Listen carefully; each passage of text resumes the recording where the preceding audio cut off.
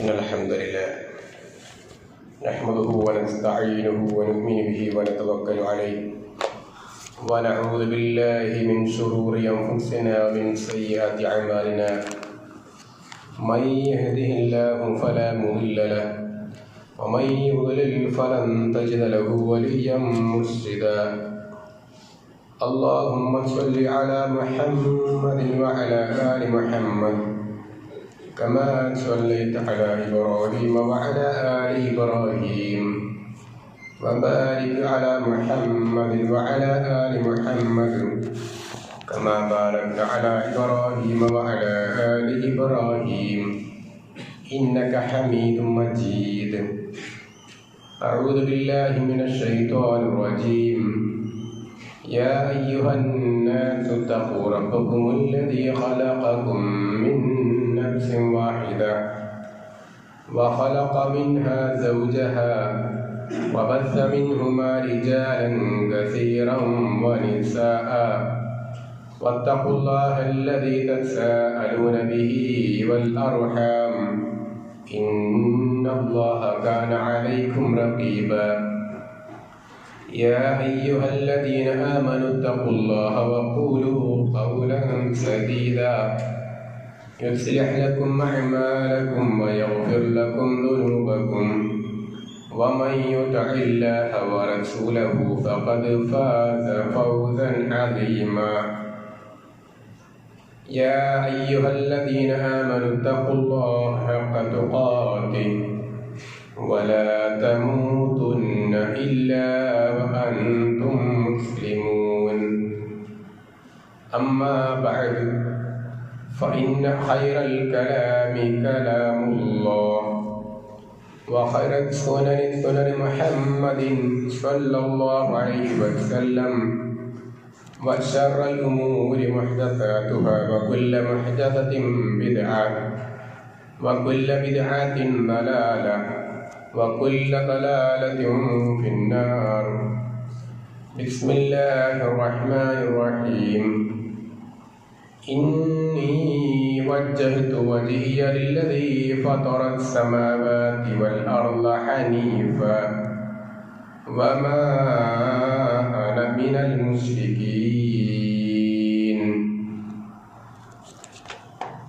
يا أيها الإخوان والأخوات اتقوا الله عباد الله أوصيكم أولا بتقوى الله.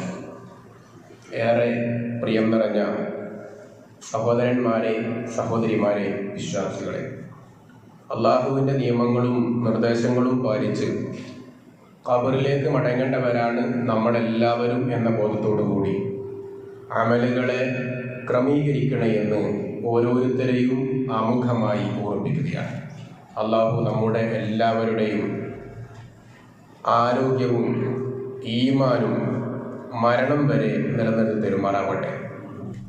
സഹോദരന്മാരെ, സഹോദരിമാരെ, നമ്മൾ പെരുന്നാളിൻ്റെ പ്രതീക്ഷയിലാണ്. പെരുന്നാൾ അതിന് തീയതികൾ പ്രഖ്യാപനത്തിൽ വന്നു. അതിനെ ഓർത്തുകൊണ്ടുള്ള സമയങ്ങളിലൂടെയാണ് നമ്മൾ പോയിക്കൊണ്ടിരിക്കുന്നത്. സൂറത്ത് അൻആമിലെ ഇബ്രാഹിം നബി അലൈഹിസ്സലാമിൻ്റെ ദഅവത്തുമായി ബന്ധപ്പെട്ട ഒരായത്തിൻ്റെ ചെറിയ ഒരു ഭാഗമാണ് കേൾപ്പിക്കപ്പെട്ടത്. സൂര്യനാണ് എൻ്റെ പടച്ചോൻ, ചന്ദ്രനാണ് എൻ്റെ പടച്ചോൻ എന്നിങ്ങനെ വ്യത്യസ്ത ആരാധനകൾ നടത്തുന്ന ആളുകളെ ചൂണ്ടിക്കൊണ്ട് അതിലുള്ള പോരായ്മ, ആരാണ് ഇലാഹ് ആവേണ്ടവൻ എന്നുള്ള യാഥാർത്ഥ്യം പഠിപ്പിക്കുവാൻ വേണ്ടിയുള്ള ഇബ്രാഹിം നബി അലൈഹിസ്സലാമിൻ്റെ ശ്രമം. കൂട്ടത്തിൽ അവിടെയുള്ള വിഗ്രഹങ്ങളെ തകർത്തത് തകർക്കുവാൻ വേണ്ടിയോ ഒരു നശീകരണ ശക്തിയുടെ പ്രേരണയായിട്ടോ അല്ല, മറിച്ച് അതിൽ മൂത്തവൻ, വലിയവൻ, നിങ്ങളെ സംരക്ഷിക്കും എന്ന് നിങ്ങൾ വിശ്വസിക്കുന്നവൻ എന്തെങ്കിലും ചെയ്യുമോ ചെയ്യില്ലേ എന്ന ഒരു ഗുണപാഠം കൊടുക്കുക എന്നുള്ളത് കൂടിയായിരുന്നു. അവസാനം ഇബ്രാഹിം നബി അലൈഹിസ്സലാം പ്രഖ്യാപിക്കുകയാണ്, ഇന്നി, തീർച്ചയായും ഞാൻ, വജ്ജഹ്തു വജ്ഹിയ, ഞാൻ എൻ്റെ മുഖത്തെ പൂർണ്ണമായും തിരിച്ചിരിക്കുന്നു എന്ന്. ആരിലേക്കാണ് തിരിച്ചത്? ഫത്വറത് സമാവാതി വൽ അർള്. ഫത്വറ എന്ന പദം നമുക്കറിയാം. അതിന്റെ അർത്ഥം പലപ്പോഴും നാം കേട്ടു പരിചയമുള്ളതല്ല. പക്ഷെ അതിന്റെ മറ്റൊരു അറബി പദം നമുക്കറിയാം. ഖലഖ, അല്ലാഹു ഖാലിഖാണ്. ഫത്വറത് സമാവാതി വൽ അർള, ഖലഖത് സമാവാതി വൽ അർള. അല്ലാഹു ആകാശങ്ങളെയും ഭൂമിയെയും സൃഷ്ടിച്ചവനും പരിപാലിക്കുന്നവനുമാണ് അവൻ.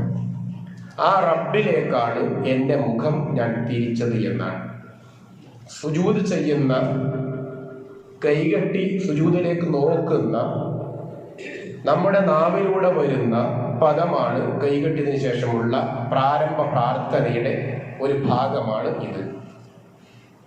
പക്ഷെ അതിൽ വജ്ജഹ്തു വജ്ഹിയ ലില്ലദീ ഫതറസ് സമാവാതി വൽ അർള ഇത്രയും ഭാഗം പറയുമ്പോൾ സത്യത്തിൽ ഞാൻ ഈ കൈകെട്ടിയിട്ട് സുജൂദിന്റെ സ്ഥാനത്തേക്ക് നോക്കിയിട്ട് ഞാൻ ഈ പദങ്ങൾ പറയുമ്പോൾ സത്യത്തിൽ ഞാൻ അള്ളാഹുവിന്റെ മുമ്പിലാണ് എന്ന ബോധം നമുക്കുണ്ടോ?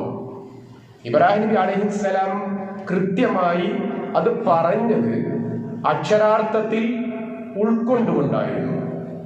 നമ്മളിപ്പോ തഹിയ്യത്ത് നിസ്കരിച്ചുകൊണ്ടാണ് ഇവിടെ പള്ളിയിൽ നമ്മളൊക്കെ ഇരുന്നത്. ഈ തഹിയ്യത്ത് നിസ്കരിക്കുമ്പോഴും നമ്മൾ വജ്ജഹത്ത് ചൊല്ലി.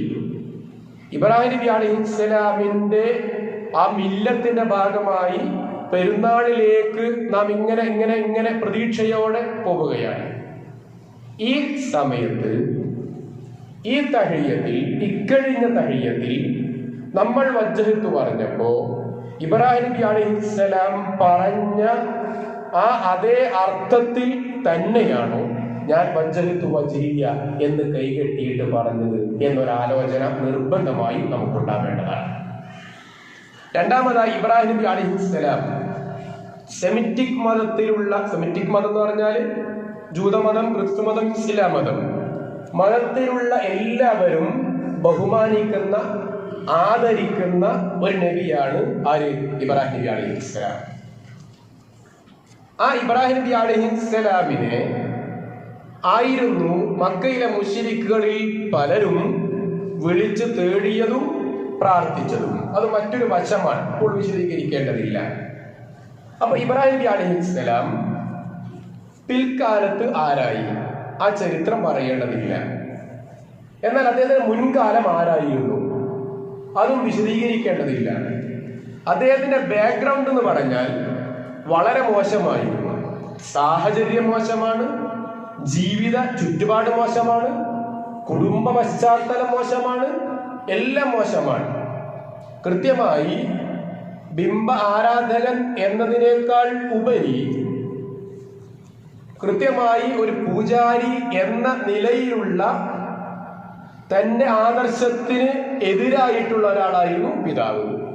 എന്തിനേറെ, നമ്രൂദ് എന്ന രാജാവിന്റെ കിങ്കരന്മാർ ഇബ്രാഹിം നബി അലൈഹിസ്സലാമിനെ തീക്കുണ്ടാരത്തിലേക്ക് എറിഞ്ഞപ്പോ ആ ആൾക്കൂട്ടത്തിൽ, ആൾക്കൂട്ടം എന്ന് പറഞ്ഞാൽ കാണാൻ വന്ന ആൾക്കൂട്ടമായിരുന്നില്ല, ഇബ്രാഹിം നബിയെ തീയിലേക്ക് വലിച്ചെറിയാൻ വന്നവരിൽ, ആ പ്രജകളിൽ ആരുമുണ്ടായിരുന്നു?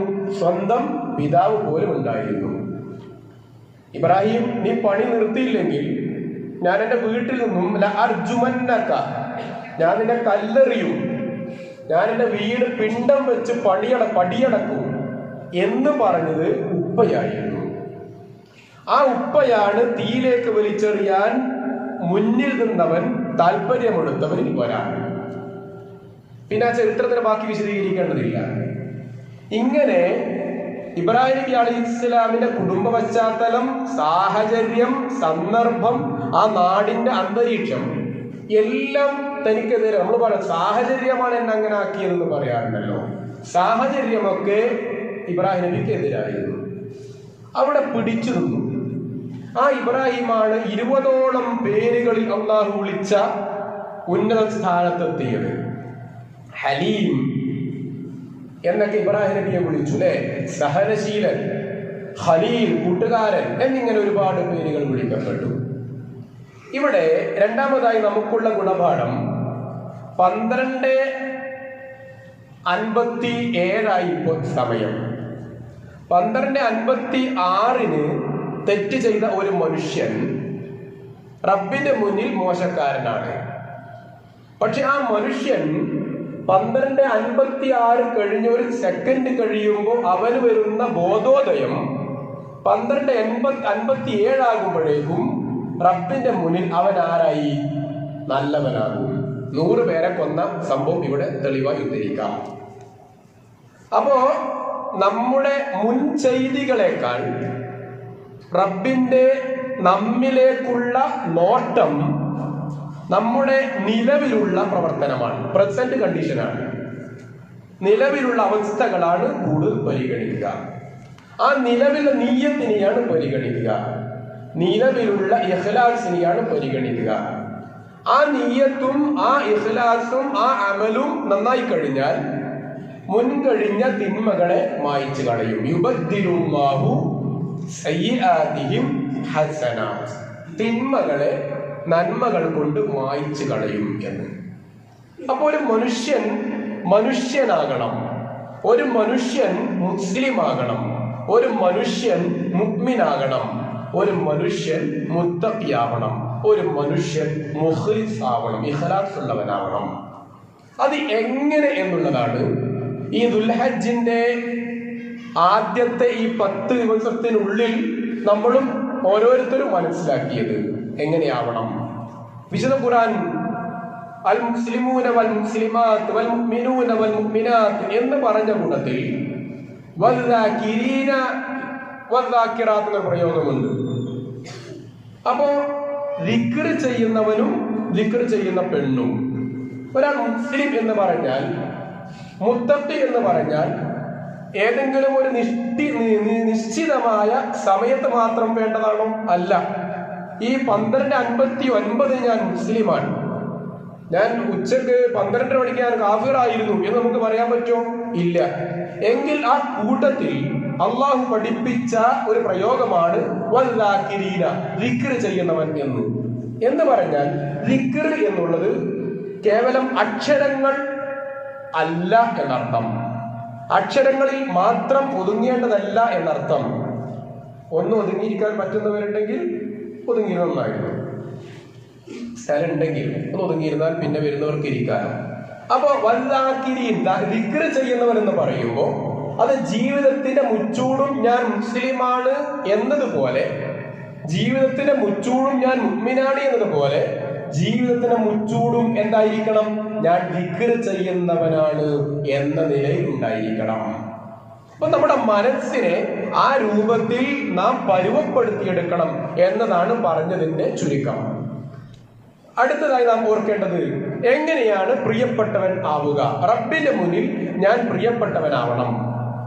എന്റെ ഭാര്യക്ക്, ഭർത്താവിന്, മക്കൾക്ക്, ഉപ്പാക്ക്, ഉമ്മാക്ക്, എന്റെ മേലുദ്യോഗസ്ഥന്, എന്റെ കൂട്ടുകാർക്ക്, എന്റെ കൂട്ടുകാർക്ക് ഞാൻ പ്രിയപ്പെട്ടവരാകണം. നമ്മുടെ ഇഷ്ടമാണ്. അതിന് നമ്മൾ എന്താണ് ചെയ്യുക? അവർ ഇഷ്ടപ്പെടുന്ന രൂപത്തിൽ നമ്മൾ പ്രവർത്തനങ്ങൾ കാഴ്ചവെക്കും. എങ്കിൽ റബ്ബിന്റെ മുന്നിൽ ഇഷ്ടപ്പെട്ടവരാകാൻ എന്തു ചെയ്യണം? അല്ലാഹ് പറഞ്ഞു, ഇന്ന അക്രമക്കും ഇൻദല്ലാഹി അത്ഖാക്കും. അള്ളാഹ്ക്ക് ഇഷ്ടപ്പെടണമെങ്കിൽ തഖ്വ വേണം. വർഗം, വർണ്ണം, സ്വരം, ശബ്ദം, ശൈലി, വസ്ത്രം, രൂപം, ഇതൊന്നും അള്ളാഹുവിന്റെ മുന്നിൽ മാനദണ്ഡമല്ല. ഇതൊന്നും റബ്ബിന്റെ മുന്നിൽ നോട്ടമില്ല.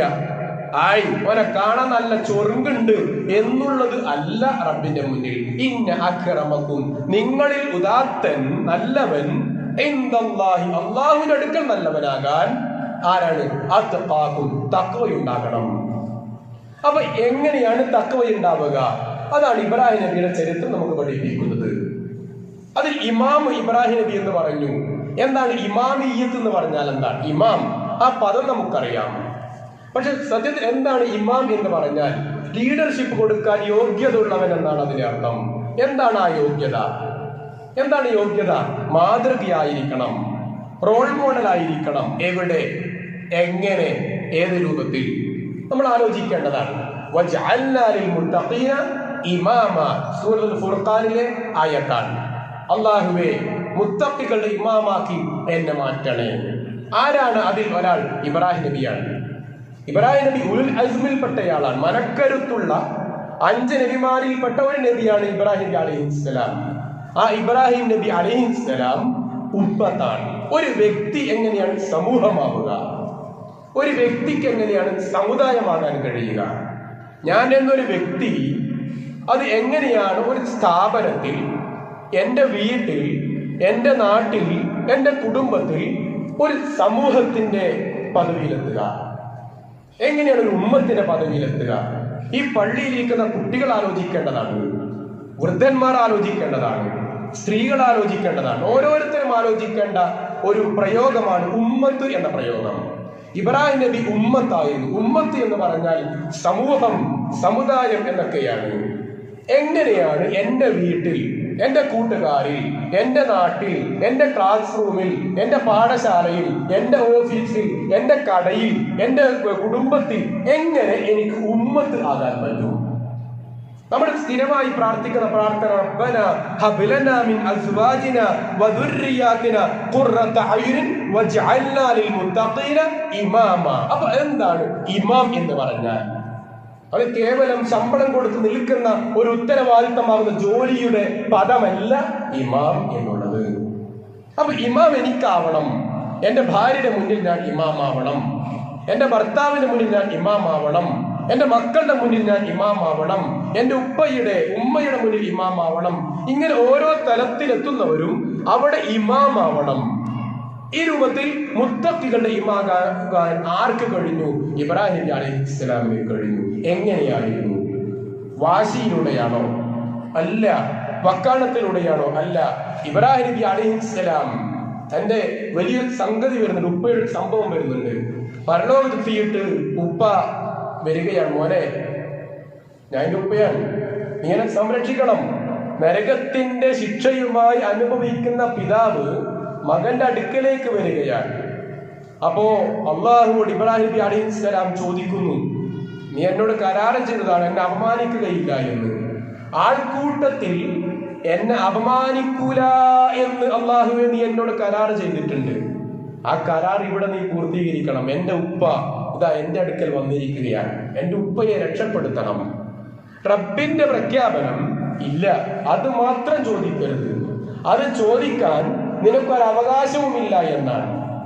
ഒരവകാശവും നിനക്കില്ല എന്നാണ്. നിനക്ക് എന്ത് അർഹതയുണ്ട് ഉപ്പയെ കുറിച്ച് ചോദിക്കാൻ എന്ന് പറയുന്ന രംഗമുണ്ട്.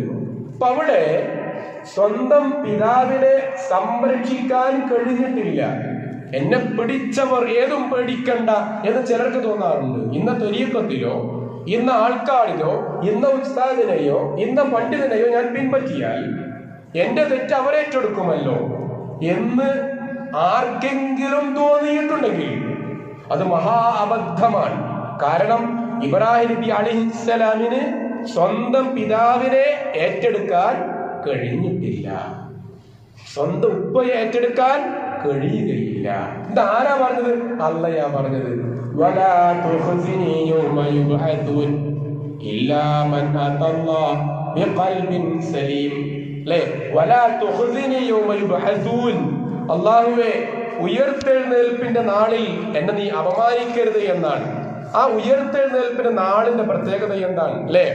യൗമ ലാ യൻഫഉ മാലുൻ വലാ ബനൂൻ. അന്നൊന്നും ഉപകാരപ്പെടൂല. ഇതെന്റെ മുതലാണ്.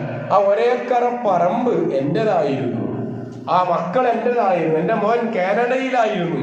അതൊന്നും കാര്യമില്ല. റബ്ബിന്റെ മുന്നിൽ ഇതൊന്നും ഉപകരിക്കൂല. അല്ലാഹു നമുക്ക് കാത്തുരക്ഷിക്കുമാറാവട്ടെ. ഇല്ലാ മൻ അതല്ലാഹ ബിഖൽബിൻ സലീം.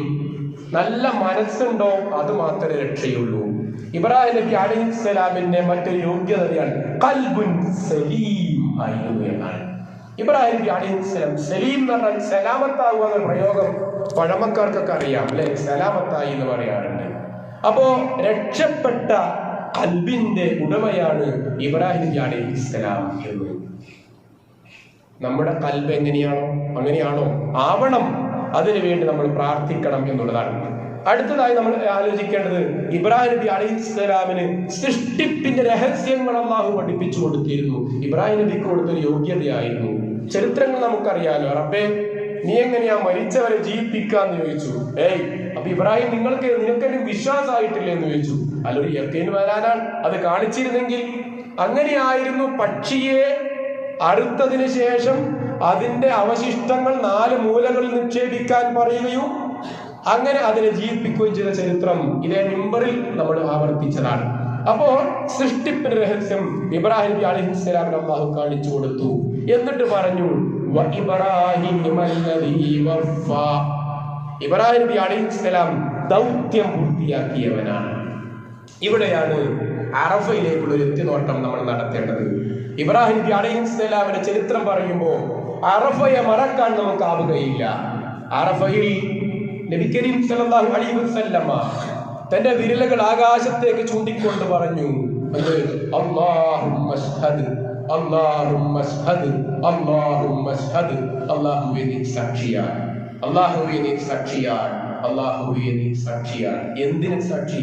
ഞാനിതാ എല്ലാ കാര്യങ്ങളും ഇവിടെ ഇവർക്ക് പറഞ്ഞു കൊടുത്തു എന്നുള്ളത്. അവിടെയാണ് ആയത്തിന്റെ പശ്ചാത്തലം.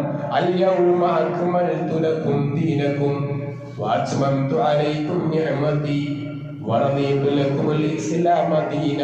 അല്ലേ, ഇന്ന് ഈ ദീൻ പൂർത്തിയാക്കിയിരിക്കുന്നു എന്ന്. അപ്പോ ഇബ്രാഹിം നബിയെ കുറിച്ചും അള്ളാഹ് പറഞ്ഞത് അത് ദൗത്യമാണ്. ഇബ്രാഹിം നബി അലൈഹിസ്സലാം എല്ലാം പൂർത്തിയാക്കിയവനാണ്. ആ ഇബ്രാഹിം നബി അലൈഹിസ്സലാമാണ് നേരത്തെ പറഞ്ഞ പ്രാർത്ഥന നടത്തിയത് അവസാന കാലം. അല്ലെ, ഈ യോഗ്യതയൊക്കെ ഇബ്രാഹിം നബിക്കുണ്ട് എന്ന് പറഞ്ഞു. ഖലീലുള്ളാഹ്, അല്ലാഹുവിന്റെ ഖലീലാണ് ഇബ്രാഹിം നബി അലൈഹിസ്സലാം എന്ന് വിളിച്ചു. ആ ഖലീൽ എന്ന് പേര് വിളിക്കപ്പെട്ട ഇബ്രാഹിം നബി അലൈഹിസ്സലാം വത്തഖിദൂ മിൻ മഖാമി ഇബ്രാഹീമ മുസല്ല എന്ന് പറഞ്ഞ ഖുർആൻ. അല്ലേ, ഇബ്രാഹിം നബി അലൈഹിസ്സലാമിനെ വത്തബിഉ മില്ലത ഇബ്രാഹീമ ഹനീഫ, ഇബ്രാഹിമിന്റെ മാർഗം പിൻപറ്റണം എന്ന് പറഞ്ഞ ഖുർആൻ. മറ്റൊരു ചരിത്രമാണ് എനിക്കും നിങ്ങൾക്കും പഠിപ്പിച്ചത്, പ്രാർത്ഥനയുടെ ചരിത്രമാണ്. 20ഓളം പ്രാർത്ഥനയാണ് ഇബ്രാഹിം നബി അലൈഹിസ്സലാം നടത്തിയത്. അതിൽ കാര്യമായ പ്രാർത്ഥന സ്വന്തത്തിന് വേണ്ടിയിട്ടായിരുന്നു. ഒന്ന് നാം സൂചിപ്പിച്ച പ്രാർത്ഥന തന്നെയാണ്. മറ്റെന്താ? വജ്അൽനീ മിൻ വറസതി ജന്നത്തിൻ നഈം, അല്ലാഹുവേ സ്വർഗ്ഗം തരണേ എന്നാണ്. സ്വർഗ്ഗം തരണേ എന്നല്ല പറഞ്ഞത്, സ്വർഗം തരണേ എന്നല്ല പ്രാർത്ഥിച്ചത്, സ്വർഗം അനന്തര സ്വത്തായി കിട്ടണേ എന്നാണ്. അല്ലേ, അനന്തര സ്വത്തിന്റെ പ്രത്യേകത എന്താ അനന്തര സ്വത്ത് എന്ന് പറഞ്ഞാൽ എനിക്കും എന്നെ പിൻപറ്റുന്നവർക്കും, അല്ലെ, എന്റെ അനന്തര സ്വത്തിന്റെ അവകാശികൾക്കാണ് കിട്ടുക. അപ്പോ ഇബ്രാഹിം നബി അലൈഹിസ്സലാം അനന്തര സ്വത്തായിട്ട് കിട്ടാൻ പറഞ്ഞു. യഅഖൂബ് നബി, അല്ലെ, ശേഷമുള്ള നബിമാരുടെ ചരിത്രങ്ങൾ ഇബ്രാഹിമിന്റെ പരമ്പര തന്നെ പ്രവാചകന്മാരുടെ പരമ്പരയാണ്. ഇബ്രാഹിം നബി അലൈഹിസ്സലാമിന്റെ പ്രാർത്ഥന സ്വീകരിച്ചതിന്റെ ഫലമാണ് അത് എന്ന് ചരിത്രങ്ങൾ വിശദീകരിക്കുന്നു. അപ്പം സ്വർഗം അനന്തരമായി കിട്ടാൻ വലാ തുഖ്സിനി യൗമ യുബ്അസൂൻ, ഞാനും നിങ്ങളും എപ്പോഴും പ്രാർത്ഥിക്കേണ്ട പ്രാർത്ഥനയാണ്. സഹോദരന്മാരെ, നമുക്ക് ഇവിടെ റെക്കമെൻഡ് ചെയ്യാൻ ആളുണ്ടാകും, നമ്മെ ആശീർവദിക്കുവാനും അഭിനന്ദിക്കുവാനും ആളുണ്ടാകും. ഒരാൾ നമ്മളെ ഇൻസൾട്ട് ചെയ്താൽ വല്ലാത്ത മനപ്രയാസം ഉണ്ടാവും, അല്ലേ? എങ്കിൽ കോടാനക്കോടി ജനകോടികൾക്ക് മുന്നിൽ നമ്മെ അള്ളാഹ് അപമാനിക്കുന്ന ഒരു ഘട്ടം ഒന്ന് ആലോചിച്ച് നോക്കിയട്ടെ. അള്ളാഹു കാത്ത് രക്ഷിക്കുമാറാകട്ടെ. അവിടെ മക്കളുടെ മുന്നിൽ പിതാവിനെ നിർത്തുന്നു. മക്കൾ പറയുന്നു, പടച്ചോനെ, ഞാൻ തെറ്റ് ചെയ്യാനുള്ള കാരണം എൻ്റെ ഉപ്പയാണ്, എൻ്റെ ഉപ്പയെ എൻ്റെ മുന്നിൽ കാണിച്ച, ഞാൻ എൻ്റെ കാലുകളെ കൊണ്ട് ചവിട്ടി താഴ്ത്തട്ടെ എന്ന് പറയുന്ന ഒരു രംഗമുണ്ട്. മാതാപിതാക്കളെ ശ്രദ്ധിക്കണം. പെരുന്നാൾ വരികയാണ്, ഡ്രസ്സൊക്കെ എടുത്തിട്ടുണ്ടാവും. പെൺകുട്ടികൾക്കെതിരെ യൂണിഫോം ജെൻഡർ ഈക്വാലിറ്റിയുടെ ഭാഗമായി ഉള്ള വസ്ത്രമാക്കണം എന്ന് ചില ഭരണ മേധാവികളിലും ശബ്ദമുണ്ടായപ്പോ എല്ലാ മുസ്ലിം സംഘടനകളും എതിർത്തു. അങ്ങനെ ഒരു ഈക്വാലിറ്റി ഇല്ല, അങ്ങനെ ആണിനും പെണ്ണിനും ഒരേ വസ്ത്രം പാടില്ല എന്ന് പറഞ്ഞ് ശബ്ദഘോഷം മുടക്കിയവർ നമ്മുടെ വീടുകളിൽ പെരുന്നാളിന്റെ, കല്യാണത്തിന്റെ, സൽക്കാരത്തിന്റെ പേരിൽ നമ്മുടെ പെൺകുട്ടികൾ, പ്രായപൂർത്തിയെത്തിയ, വളർച്ചയെത്തിയ പെൺകുട്ടികൾ പുറത്തിറങ്ങുമ്പോൾ ധരിക്കുന്ന വസ്ത്രം എങ്ങനെയുള്ളതാണ്? സ്കൂൾ അധികാരികൾ യൂണിഫോം ആക്കി മാറ്റിയപ്പോ നമ്മുടെ രക്തം തുളുമ്പിയിരുന്നു. പക്ഷേ അതേ പെൺകുട്ടി രക്ഷിതാക്കന്മാർ പലപ്പോഴും ധരിപ്പിക്കുന്നത് വൃത്തികെട്ട അത്തരം ആൺകുട്ടികളുടെ വസ്ത്രമാണ്. ആണിന്റെ വേഷം ധരിച്ചൊരു പെണ്ണ് പുറത്തിറങ്ങിയാൽ അല്ലാഹു റസൂൽ പഠിപ്പിച്ചത് അവർക്ക് നരകമാണ് എന്നാണ്. പെരുന്നാളിന്റെ പേരിൽ അല്ലാഹു അക്ബർ എന്ന് പ്രഖ്യാപിച്ചുകൊണ്ട് അതേ സ്ത്രീകളും പെൺകുട്ടികളും സുഗന്ധം ധരിച്ചുകൊണ്ട് പുറത്തിറങ്ങുമെങ്കിൽ അത് വളരെ കിരാതമായ ക്രൂരമായ തെറ്റായ നടപടിയാണ്. ആലോചിക്കേണ്ടതാണ്. അവരെ വേശ്യകളെ പോലെ എന്നാണ് ഇസ്ലാം പഠിപ്പിച്ചത്. നമ്മുടെ പെൺകുട്ടികളുടെ വസ്ത്രം നമ്മൾ ശ്രദ്ധിക്കണം, അവരുടെ വേഷം നാം ശ്രദ്ധിക്കണം. പർദ്ദയാണെങ്കിൽ നല്ലത് തന്നെ. പർദ്ദയല്ലാത്ത വസ്ത്രമാണെങ്കിൽ, ഇന്നത്തെ ഫാഷനുകൾക്കൊപ്പം ഓടുന്ന ശൈലിയാണെങ്കിൽ അവർക്ക് ഇബ്രാഹിമിൽ എന്ന് പറയാൻ എന്ത് അവകാശമാണുള്ളത്, എന്ത് അധികാരമാണുള്ളത്? പുരുഷന്മാരെ ശ്രദ്ധിക്കണം. നിര്യാണിക്ക് താഴെ വലിച്ചെടുക്കുന്ന വസ്ത്രം വളരെ ഗൗരവത്തോടുകൂടി നാം ശ്രദ്ധിക്കേണ്ട ഒരു വശം തന്നെയാണ്. നമ്മൾ ഇബ്രാഹിം നബി അലൈഹിസ്സലാമിന്റെ മാർഗം നിങ്ങൾ പിൻപറ്റണം. ഇബ്രാഹിം നബിയുടെ സാഹചര്യങ്ങൾ ഇബ്രാഹിം നബിക്ക് എതിരായിരുന്നു. ഇബ്രാഹിം നബിയുടെ സാഹചര്യം ഇബ്രാഹിം നബിക്ക് എതിരായിരുന്നു. പിതാവെതിര്, വീട്ടുകാരെതിര്, നാട്ടുകാരെതിര്, വീട്ടിൽ നിന്ന് പുറത്താക്കി, കല്ലേറ് കൊണ്ടു, കൂക്കിവിളി കൊണ്ടു, അവസാനം തീക്കുണ്ടാരത്തേക്ക് എറിയപ്പെട്ടു. പക്ഷേ അദ്ദേഹത്തിനുണ്ടായിരുന്ന ഒരു ധീരതയുണ്ട്, അദ്ദേഹത്തിനുണ്ടായിരുന്ന സമർപ്പണ ബോധമുണ്ട്. ആ സമർപ്പണ ബോധമാണ്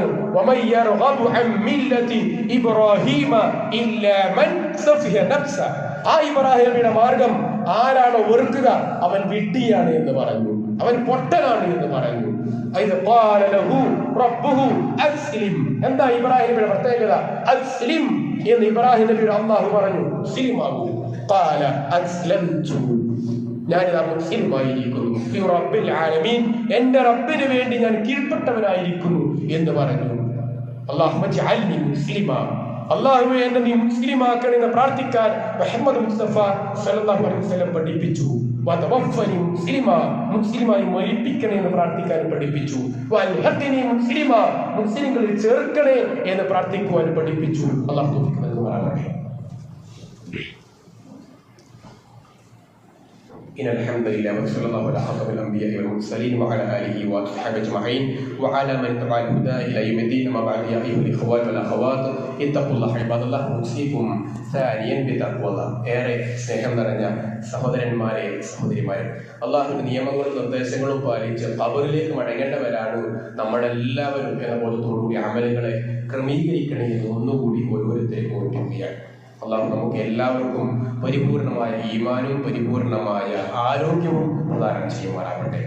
2-3 കാര്യങ്ങൾ. ഒന്ന്, നോമ്പ് ശ്രദ്ധിക്കണം. ദുൽഹജ്ജ് 9 നോമ്പ് നമുക്ക് ഞായറാഴ്ചയാണ്. എല്ലാവരും ആ ദുൽഹജ്ജ് 9 നോമ്പ് വളരെ നിർബന്ധ ബുദ്ധിയാൽ തന്നെ നമ്മുടെ കുട്ടികളെ കൂടി ആ നോമ്പ് അനുഷ്ഠിപ്പിക്കുന്നതിൽ നമ്മൾ ശ്രദ്ധിക്കേണ്ടതാണ്. നമ്മൾ കഴിഞ്ഞ പാപങ്ങൾ പൊറുക്കപ്പെടുന്ന വളരെ മഹത്വമുള്ള നോമ്പാണ് ഈ ദുൽഹജ്ജ് 9 നോമ്പ്. അതിലെ പ്രതിഫലം ഉൾക്കൊണ്ടുകൊണ്ട് തന്നെ, പ്രതിഫലം ആഗ്രഹിച്ചുകൊണ്ട് തന്നെ നോമ്പ് അനുഷ്ഠിക്കാൻ നമ്മളെല്ലാവരും തയ്യാറെടുക്കണം.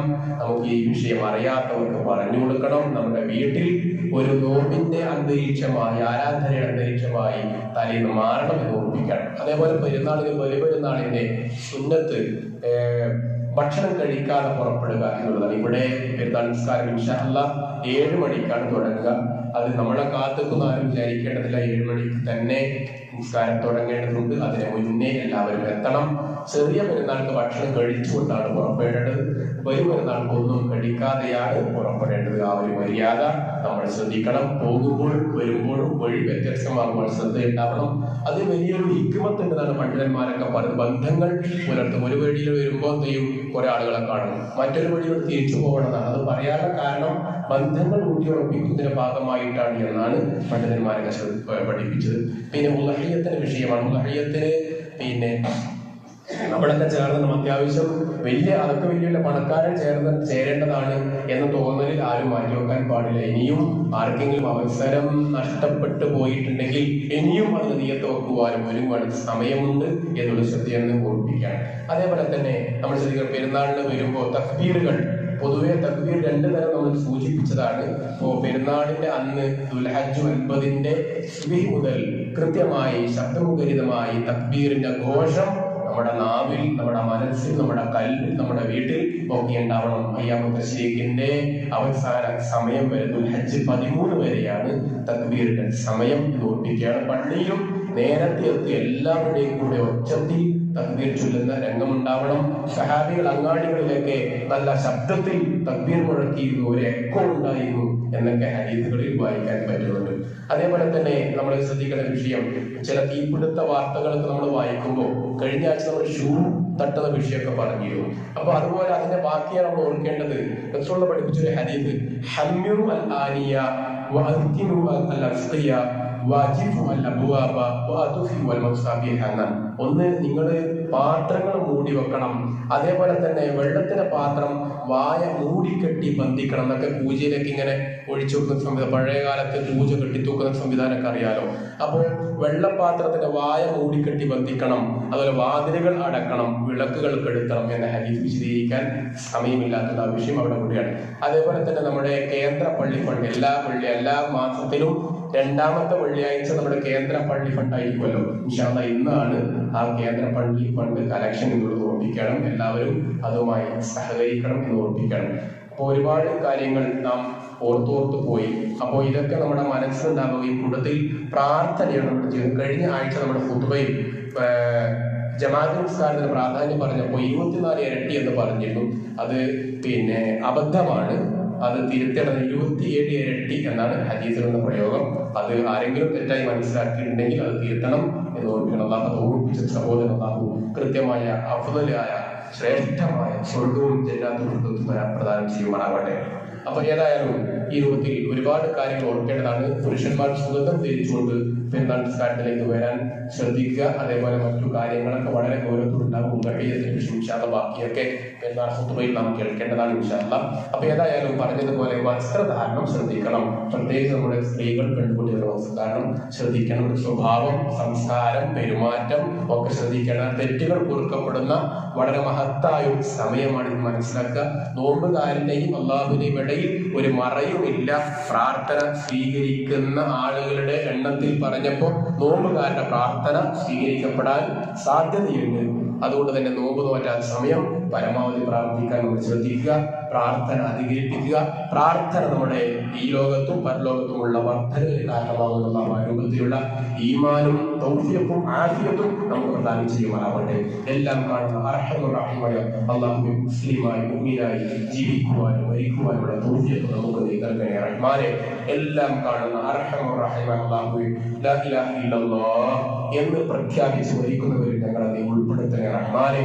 അല്ലാഹുവേ, ലാ ഇലാഹ ഇല്ലല്ലാഹ് എന്ന് പ്രഖ്യാപിച്ച് ജീവിക്കുന്നവരിൽ ഞങ്ങളെ നീ ഉൾപ്പെടുത്തണേ അല്ലാഹ്. അല്ലാഹുവേ, രോഗികളായി ആശുപത്രികളിൽ വീടുകളിൽ കഴിയുന്ന സഹോദരന്മാർ സഹോദരിമാർ, അല്ലാഹുവേ, അവർക്ക് നീ ശിഫയും മനസ്സമാധാനവും കൊടുക്കണേ അല്ലാഹ്. അല്ലാഹുവേ, ദുആ കൊണ്ട് വസീയത്ത് ചെയ്ത ഒരുപാട് ആളുകളുണ്ട് റബ്ബേ, അവർക്ക് നീ കൃത്യമായി നല്ല ഉദ്ദേശങ്ങൾ പൂർത്തീകരിച്ചു കൊടുക്കണേ അല്ലാഹ്. കടങ്ങളെ കൊണ്ട് പ്രയാസപ്പെടുന്നവർ അല്ലാഹുവേ നമ്മുടെ കൂട്ടത്തിലുണ്ട്. അവരെ നീ കടഭാരത്തിൽ അവരെ നീ രക്ഷപ്പെടുത്തണേ അല്ലാഹ്. അല്ലാഹു നമ്മുടെ മക്കളെ സ്വാലിഹായ മക്കളായി ഉൾപ്പെടുത്തണേ അല്ലാഹ്. ഉറ്റവർ ഉടയവർ നമ്മിൽ നിന്ന് മരിച്ചു പോയവർ അവരുടെ ഖബറിനെ നീ സ്വർഗ്ഗപ്രദമാക്കി മാറ്റി കൊടുക്കണേ അല്ലാഹ്. അല്ലാഹുവേ, നമ്മുടെ ഖൽബിനെ നീ വിശാലമാക്കി തരണേ അല്ലാഹ്. നമ്മുടെ മനസ്സിനെ വിശാലമാക്കി തരണേ അല്ലാഹ്. നമ്മുടെ ഖൽബിനെ നീ വിശാലമാക്കി തരണേ അല്ലാഹ്. നമ്മുടെ സ്വഭാവത്തെ നീ നന്നാക്കി തരണേ അല്ലാഹ്. എല്ലാം കാണുന്ന അർഹമുർ റഹീമായ അല്ലാഹ്, നമ്മുടെ ഈ ജുമുഅ നീ ഖബൂലാക്കണേ അല്ലാഹ്. നമ്മുടെ നിസ്കാരവും സകാത്തും നോമ്പും സദഖയും എല്ലാം ഖബൂലാക്കി തരണേ അല്ലാഹ്. അല്ലാഹുവേ, ഹജ്ജിന് പോയവർ അവരുടെ ഹജ്ജ് മഖബൂലുമാക്കി മാറ്റി കൊടുക്കണേ അല്ലാഹ്. നമ്മൾ ഹജ്ജിന് പോയവർ നല്ല മനസ്സമാധാനത്തോടും തിരിച്ചു വരാനുള്ള തൗഫീഖും അവരുടെ പ്രാർത്ഥനയിൽ നമ്മെ ഓർമ്മിക്കുവാനുള്ള തൗഫീഖും അല്ലാഹു അവർക്ക് നീ കൊടുക്കണേ അല്ലാഹ്. അല്ലാഹുവേ, അവരുടെ പ്രാർത്ഥനയിൽ നമ്മെ ഓർമ്മിക്കുവാനുള്ള മനസ്സ് അവർക്ക് നീ കൊടുക്കണേ അല്ലാഹ്. നമ്മുടെ നാട്ടിൽ നീ സമാധാന അന്തരീക്ഷം നിലനിർത്തി തരണേ അല്ലാഹ്. അല്ലാഹുമ്മ المؤمنين والمؤمنات والمسلمين والمسلمات الأحياء والأموات اللهم أجرنا من النار اللهم أجرنا من النار اللهم أجرنا وأجر والدينا من النار اللهم أعز الإسلام والمسلمين وأذل الشرك والمشركين ربنا آتنا في الدنيا